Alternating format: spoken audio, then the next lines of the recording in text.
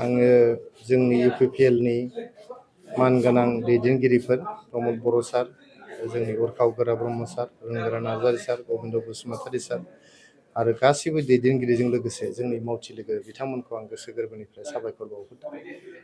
आं बायदि सासे कर्मीखौ दतमा बायदि मोनसे प्रेस्टिजियास कनस्टिटुवेन्सिनिफ्राय दिनैहाय बिजाथि महरै फसंनानै जे गेलेनो मोनसे खाबु होदों।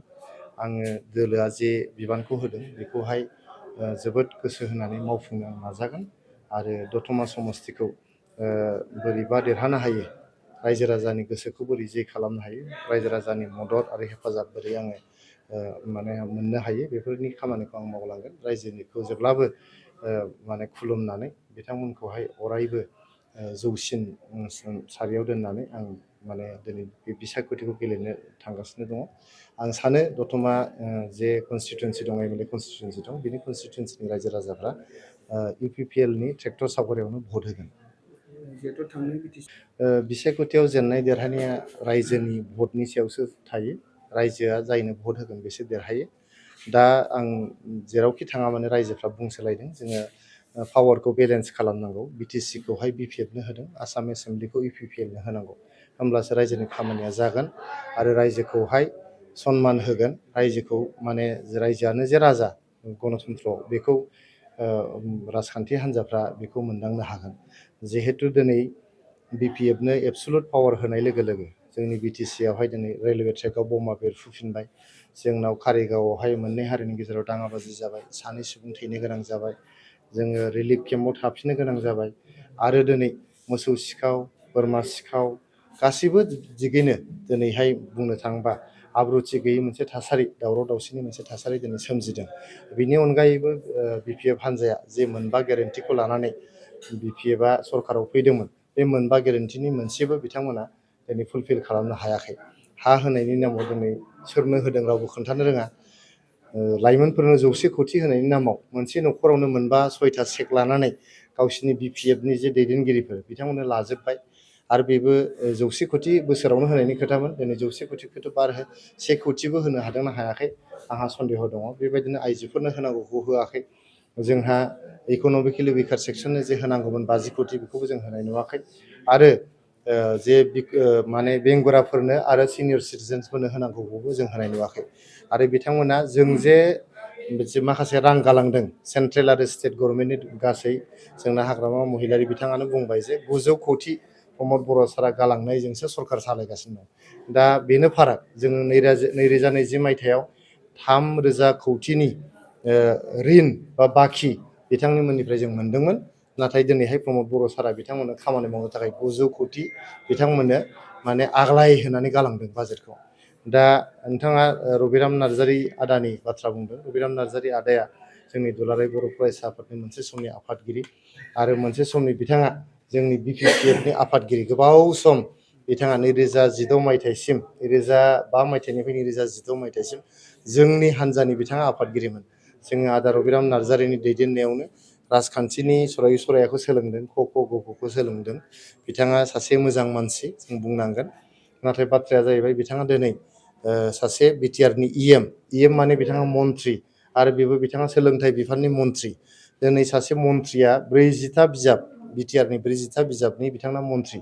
एमएलएआ जाहैबाय मोनसेल' फिसा समस्ति। सोर मन्थ्रिखाया माने फिसा समस्तियाव फैफिननो नागिरदों होननानै रायजोफ्रा बुंसोलायदों, जों खोनादों।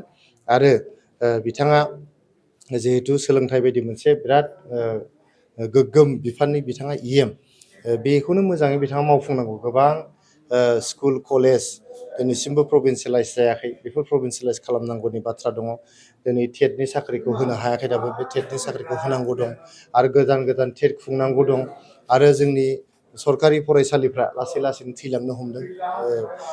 मेइनलि जोंनि बर' आरो एसामिस मिडियामनि फरायसालिफ्रा लासै लासैनो फरायसुलि गैयिनि थाखाय थैलांगासिनो दं।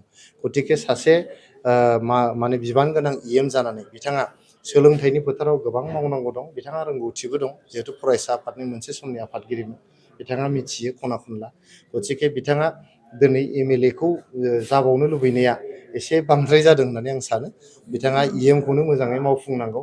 नोंथांमोना नुदों जे जोंनि हान्जानि मानगोनां दैदेनगिरि जोंहा सार गबिन्द बसुमतारिया डेपुटि चिफ प्लास MLA बिथाङा जादोंमोन। दा MLAबो डेपुटि चिफबो जानायखाय बिथाङा डेपुटि चिफनि खामानिखौबो मालाबा मावजोबनो हायाखिसै आरो मालाबा MLAनि हयथ' खामानिखौबो MLAनिखौ मावबा डेपुटि चिफना थालाङो, डेपुटि चिफनिखौ मावब्ला MLAना थालाङो बायदि जादों होननानै आं बेक्तिगत भाबै सानो। आदा गबिन्द बसुमतारिया जोबोद मोजां खामानि मावदों, जोबोद खस्थ' खालामदों, लोङा जाया थान्दा मुन्दा मानसि, जोबोद माने सोलोंथाइ गोनां मानसि, 34 इयार्स बिनि स्ट्रागोल खालामनानै बिथाङा सोलिबोदों आरो जोबोद खस्थ' खालामनानै बिथाङा बर' रायजो राजाफोरखौ आरो बड'लेण्डनि रायजो राजाफोरखौ सेबा खालामदों।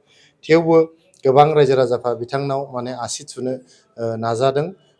बे आसि थुनायखौ जाहाथे आदा रबिराम नार्जारिनाव फैया बेखौ बिथाङा साननांगोन आरो रायजो राजाफ्राबो सानगोन जे बे EMखा जखन आरो बेखौ माने MLA बानायबावनो। दा बे खेथ्रआवनो आदा रबिराम नार्जारिखौ आं गेलेफैगोन होननानैबो साना आरो गेलेफैमारोबाबो रायजोफ्रा बिथांखौ MLA हिसाबै फसंगोन होननानै आं साना।